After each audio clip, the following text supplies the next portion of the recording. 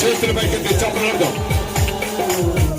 ఏమని వివరించు అందరూ వీలైతే నువ్వు మొక్కలేసి నా భాగ్యము ఏమని వివరించు ఏమని వివరించు అందరూ చెప్పాలప్పుడు నా భాగ్యము ఏమని వివరించు ఏమని వివరించు